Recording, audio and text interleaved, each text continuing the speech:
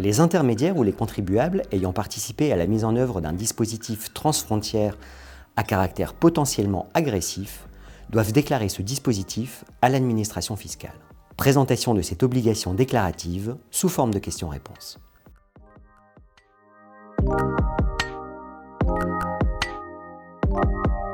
Doivent être déclarés à l'administration fiscale les dispositifs qui présentent la forme d'un accord, d'un montage ou d'un plan ayant ou non force exécutoire et qui concernent la France et un autre État, qu'ils soient membres ou non de l'Union européenne. Ces dispositifs doivent présenter certaines caractéristiques qualifiées de marqueurs permettant d'identifier un risque potentiel d'évasion fiscale. Ces marqueurs sont prévus à l'article 1649 AH du CGI.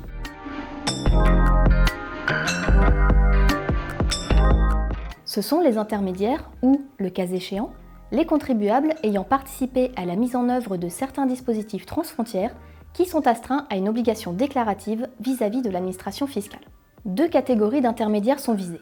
D'une part, les intermédiaires concepteurs, à savoir les personnes qui conçoivent, commercialisent, organisent, mettent à disposition aux fins de sa mise en œuvre ou gèrent la mise en œuvre d'un dispositif transfrontière devant faire l'objet d'une déclaration. D'autre part, les intermédiaires prestataires de services, c'est-à-dire les personnes qui savent ou pourraient raisonnablement être censées savoir que leurs services ont été rendus dans le cadre d'un dispositif transfrontière déclarable.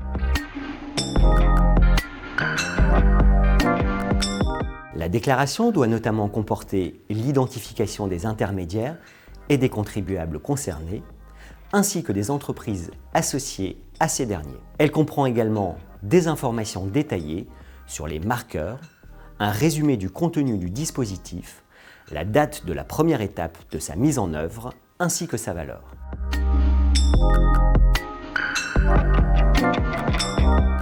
La déclaration doit, sauf exception, être souscrite dans un délai de 30 jours à compter de la première des dates suivantes.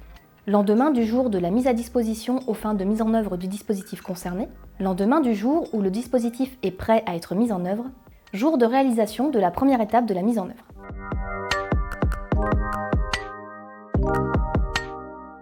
Oui, le non-respect de l'obligation déclarative est sanctionné par une amende de 10 000 €. Le montant de l'amende est abaissé à 5 000 € s'il s'agit de la première infraction de l'année civile en cours et des 3 années précédentes. Dans tous les cas, cette amende ne peut pas excéder 100 000 € par année civile pour un même intermédiaire ou contribuable.